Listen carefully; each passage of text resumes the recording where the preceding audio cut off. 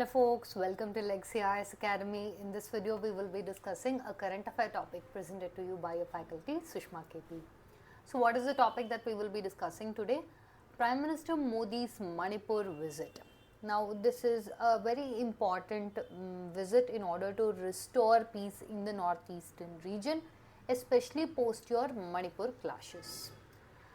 The opposition has long been criticizing that the Prime Minister has not visited Manipur after the ethnic clashes broke out, and so much so that this also was the period where your opposition was criticizing that the Prime Minister is not speaking on Manipur issue, or when Parliament is discussing, Prime Minister is absent. So all this was visualized. Yes.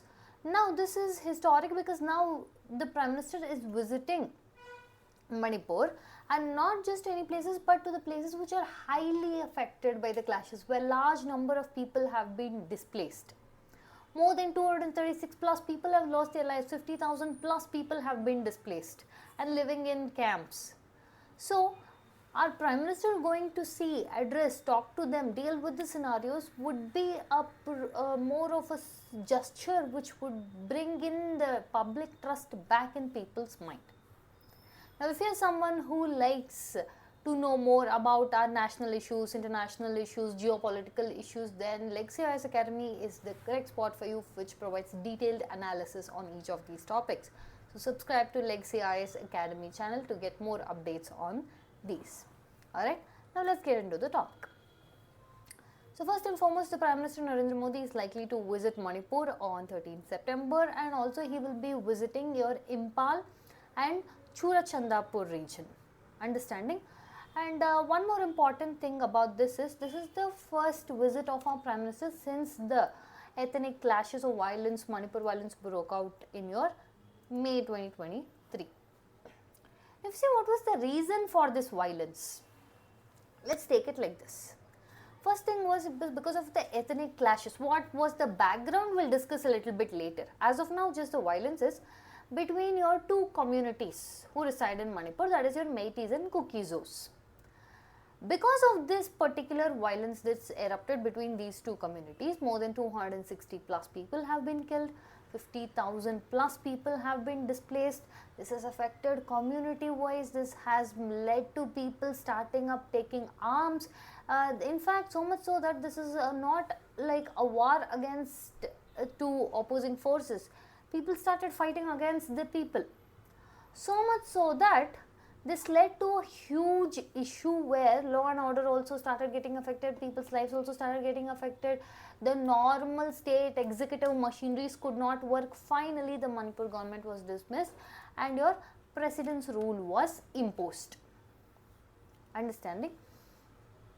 Now what happened was, when Prime Minister is visiting these Churachandapur rally or your Impal, he will largely be seeing and meeting with both sections, that is your Kukizos also, and also he will be going near the Kangala fort, which will be more of a symbolic gesture.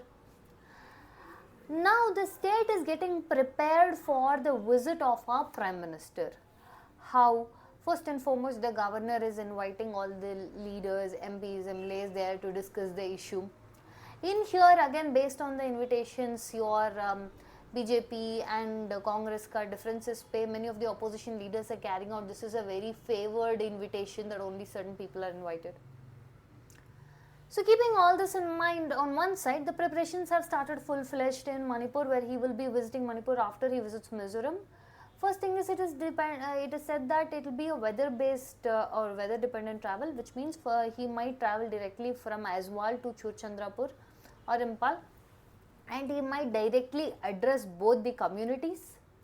The governor here is been meeting with the Kukizo MLAs, and he has also made sure that the local grievances are heard, and the state is undergoing and undertaking all the preparations needed for the Prime Minister's visit. Again, if you see with respect to political criticism, they are claiming that okay, the government is very partition. Why? Because it is only having selective invitation, and this selective invitation of dealing with only some people will affect the democratic norms. The opposition claiming is that all elected people must be included in the dialogue and not just few selected members.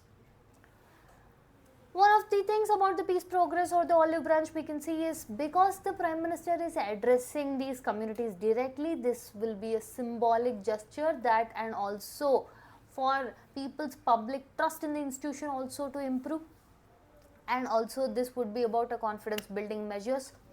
At the same point of time, they have also made sure that the risk, that is selective meetings which might fuel mistrust, or still they are trying to maintain, even though situations are considerably better now, they are still trying to maintain the fragile order so as to not a single thing should break down.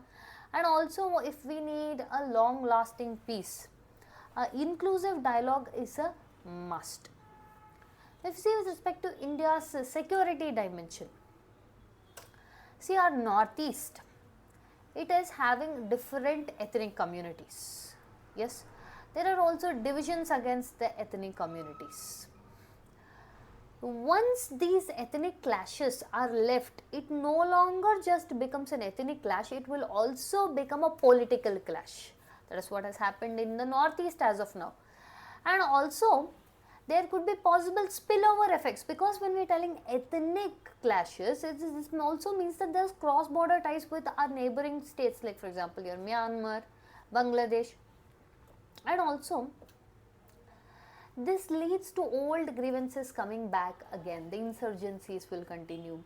This will lead to your emergency being put forward, that is people's preferred or populist rule is again being replaced, so the federalism balance get affected.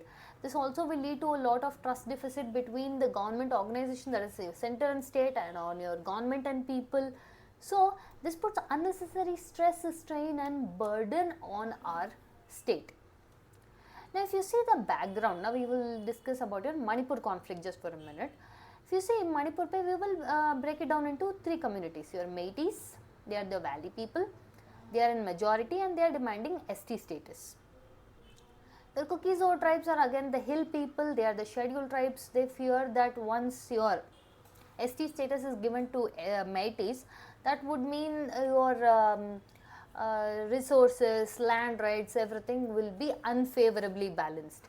The Nagas are also again significant hill population, they have separate political aspirations. So here the issue broke out is when your High Court expressed favorableness towards your Meiteis getting ST status. That led to the breakdown of violence, which led to again more than 260 casualties, 50,000 plus people being displaced.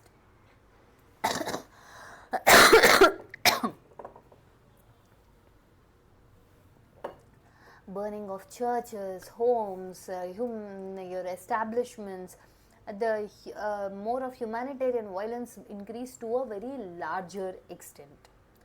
So in order to bring the situation under control, a president's rule was imposed, and to an extent now a normalcy. Now when we tell normalcy, the situation is handled, but this is not a permanent solution. For a more permanent solution, an inclusive effort has to be brought in from all the actors. Understanding?